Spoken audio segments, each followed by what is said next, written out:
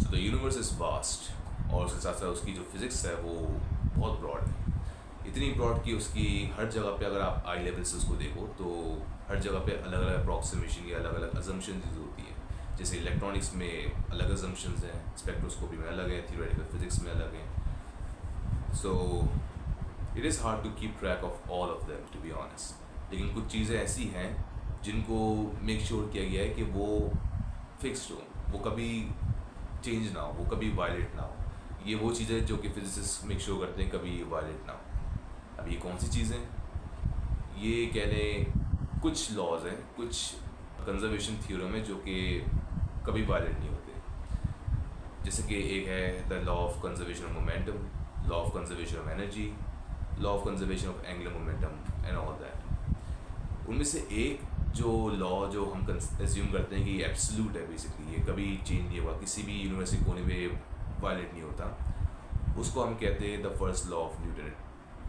Now the first law of Newton states that an object remains in a state of motion unless a resultant force acts on it।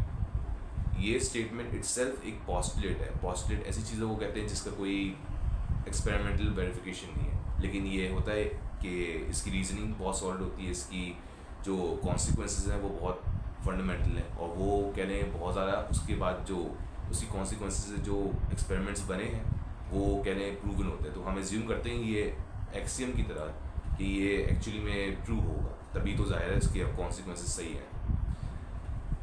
Now the first law में बहुत सी चीज़ें, बहुत सारे राज छुपे हुए हैं। उनमें से एक बात जो वो करता है इट्सेल्फ, द लॉ जो स्टेट करता है, वो बात करता है कॉज एंड इफेक्ट की। बेसिकली एक कॉज है जिसको हम फोर्स कहते हैं, और एक इफेक्ट है जिसको हम एक्सेलरेशन कहते हैं। अगर हम सेकंड लॉ ऑफ न्यूटन को भी साथ जोड़ें, F=ma, तो अगर एक फोर्स है वो मास पैक कर रही है, एक्सटर्नल फोर्स है और रिजल्टेंट फोर्स है, तो वो एक एक्सेलरेशन को प्रोड्यूस करेगी। अब इसी फोर्स की एग्जांपल में एक बहुत ही पॉपुलर और बहुत ज़्यादा कॉमन एग्जांपल है ग्रेविटेशनल फोर्स। बेसिकली ये पेन है यहाँ पर, इसको मैं छोड़ता हूँ, it fell down. The reason is because इसके ऊपर एक फोर्स एक्ट कर रही है, और उस फोर्स के एक्ट करने की वजह से इस पर एक्सेलरेशन हो रही है। कि ये एक्सेलरेशन का मतलब ये कि कांस्टेंट वेलोसिटी से नीचे नहीं जा रही है, ये इंक्रीजिंग वेलोसिटी से नीचे जा रहा है। जैसे जैसे टाइम गुजर रहा है वैसे वैसे ये फास्टर होता जा रहा है। तो ये कॉज एंड इफेक्ट है। हाउएवर जो मज़े की बात ये है जो आइंस्टाइन ने पुट किया वो ये था कि there is no such thing as gravitational force. तो फिर ये क्या हो रहा है बेसिकली, अगर ग्रेविटेशनल फोर्स नहीं तो इसका मतलब ये कि ये ऑब्जेक्ट क्या है, ये एक्सेलरेट नहीं कर रहा क्या?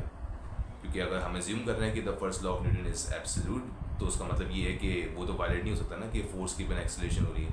तो उसका मतलब क्या, मैं ये कहना चाह रहा हूँ कि इस पर कोई एक्सेलरेशन नहीं है, ये ऑब्जेक्ट पेन मेरा एक्सेलरेट नहीं कर रहा। Well yes, it is an accelerating, यही कहना चाह रहे हैं, क्योंकि जाहिर सी बात है that's the only possible outcome of that. तो फिर आप ये कहोगे कि ये अच्छा, ये ऑब्जेक्ट जो नीचे गिर के एक्सेलरेट कर रहा है, या फिर कह लें इसकी एक्सेलरेट क्योंकि नहीं कर रहा तो हम वो वर्ड यूज़ नहीं करेंगे, उसकी जगह हम कह लें कि ये जो पेन है ये अपनी वेलोसिटी बढ़ा रहा है एज जैसे जैसे ये अपने फ्री फॉल स्टेट में रहता है।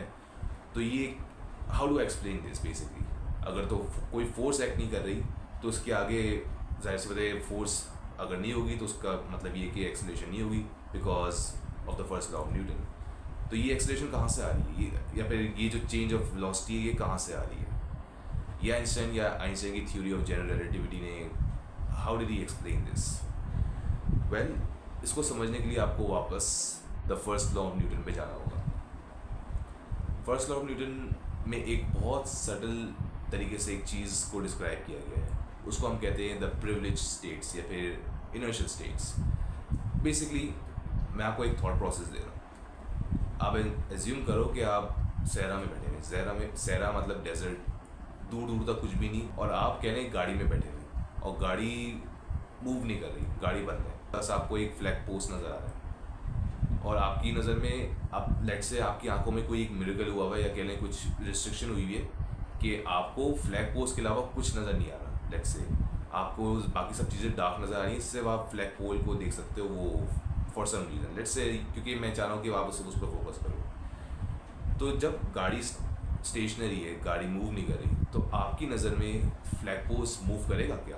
क्योंकि आप तो गाड़ी को देख नहीं सकते, तो आपकी नज़र में तो गाड़ी मूव कर रही है नहीं कर रही, यू डोंट केयर।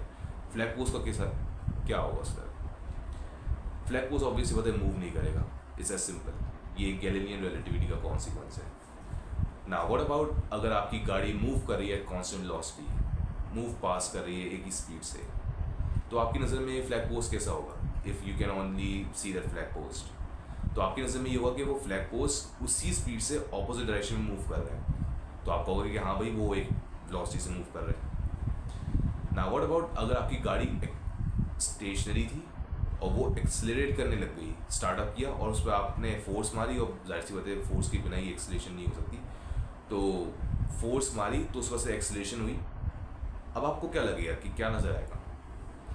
आपकी नज़र में ये होगा कि फ्लैग पोस्ट पहले स्टेशनरी था, अचानक से वो फास्टर और फास्टर होने लगा और वो एक्सेलरेट करने लग गया, बेसिकली वो मूव करने लगे but just in the opposite direction, और वो एक्सेलरेट करने लग गया। नाउ गौर की बात ये है यहाँ पर कि उस फ्लैग पोस्ट पे कोई फोर्स एक्ट कर रही है नहीं कर रही, एक्चुअली में कोई फोर्स एक्ट नहीं कर रही बेसिकली वहाँ पर, लेकिन यहाँ पे एक्सेलरेशन ज़रूर हो रही है। तो यहाँ पर ये क्या है? ये बेसिकली बेसिकली इसको आप कह सकते हैं ये फर्स्ट लॉ ऑफ न्यूटन का एक लूप होल है। It is not something that is violating it, क्योंकि जाहिर है वो अभी भी बरकरार है, लेकिन उसका एक लूप होल है।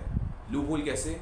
बेसिकली कहानी हुआ है कि the first law of Newton, आप देख रहे हो तो आप एक ऑब्जर्वर हो। अगर आप ऑब्जेक्ट को ऑब्जर्व कर रहे हो कि उस पर फोर्स एक्ट कर रही है, आपने देखा एक ऑब्जेक्ट रखा हुआ है, उस पर फोर्स एक्ट कर रही है, वो एक्सीलरेट कर रहा है, तो आप एक ऑब्जर्वर हो, सही है। फर्स्ट लॉ ऑफ न्यूटन में एग्जैक्टली स्पेसिफिकली बात नहीं की गई ऑब्जर्वर इटसेल्फ की, लेकिन हम अगर तो एज्यूम करें कि ऑब्जर्वर स्टेशनरी है या फिर कांस्टेंट वेलोसिटी से मूव कर रहा है, तो उसका मतलब ये है कि वो एक, जब तक वो ऑब्जेक्ट जो उसकी नज़र में है उस पर फोर्स एक्ट नहीं करेगी तब तक वो एक्सेलरेट नहीं करेगा। लेकिन अगर तो ऑब्जर्वर इटसेल्फ एक्सेलरेट कर रहा है फॉर सम रीज़न, उस पर कोई फोर्स लग रही है, तो उसकी नज़र में वो जो ऑब्जेक्ट जिसको देख रहा है वो खुद ब खुद एक्सेलरेट करने लग जाएगा। जैसे कि आपने इस केस में देखा कि आप गाड़ी मूव कर रही है, एक्सेलरेट कर रही है, तो उस वजह से फ्लैग पोस्ट भी एक्सेलरेट कर रहा है।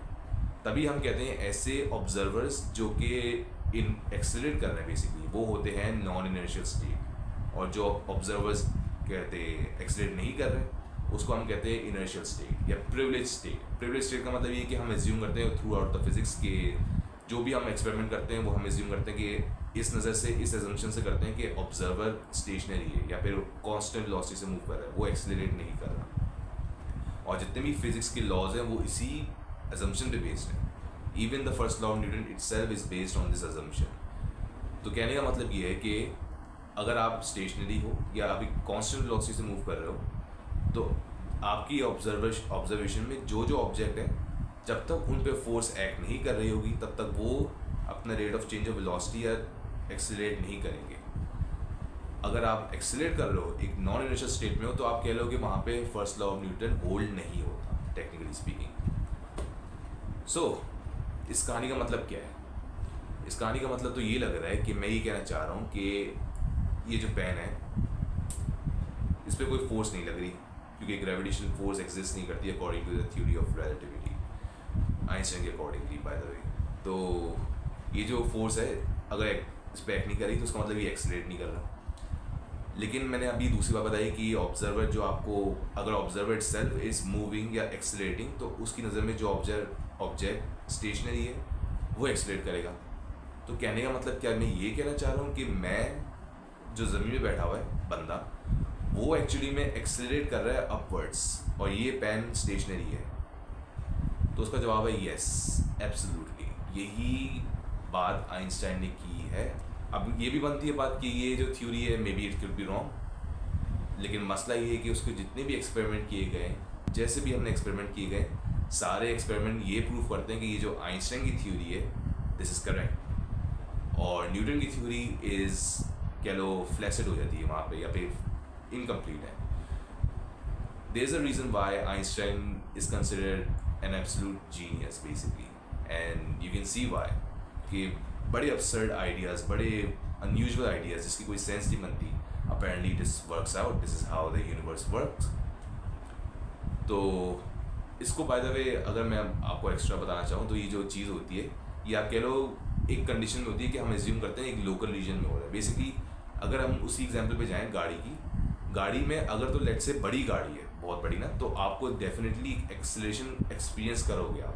बल्कि वैसे भी आप गाड़ी में बैठो एक्सेलेटर पे पाँव मारो तो जाहिर है एक्सेलरेशन फील होती है, आप पीछे की तरफ पुल बैक होते हो बिकॉज ऑफ इनर्शिया, राइट. लेकिन अगर तो आपका मास मैं छोटा कर दूँ, इलेक्ट्रॉन साइज पे कर दूँ, तो आप क्या, और एक्सलेट करो लेट से, तो आप क्या इनर्शिया फील करोगे? टेक्निकली आप करोगे लेकिन बहुत कम हो जाएगा क्योंकि उस वक्त तक आपका मास बहुत कम है ना. तो मास क्योंकि कम है तो आपका इनर्शियल जो एक्सपीरियंस है, इनर्शियल जो इफेक्ट है वो आपका बहुत ज़्यादा मिनिमलिस्टिक हो जाएगा. तभी आप कह लो एक इलेक्ट्रॉन जो है उसको एक्सलेट कराओ तो इलेक्ट्रॉन कभी उसको फील नहीं होगा कि वो एक्सलेट कर रहे हैं या नहीं कर रहा. तो बेसिकली एक कह लें लोकलाइज रीजन या रिस्ट्रिक्टेड रीजन के अंदर ये जो है एजम्पशन, ये जो बात मैंने की है ये पॉसिबल है. इसको हम कह लें लोकलाइज रीजन. लोकल रीजन या लोकलाइज रीजन के अंदर बेसिकली ऑब्जेक्ट या observer itself is accelerating upwards. This leads to the equivalence principle. Basically equivalence principle is the foundation stone for the general theory of relativity.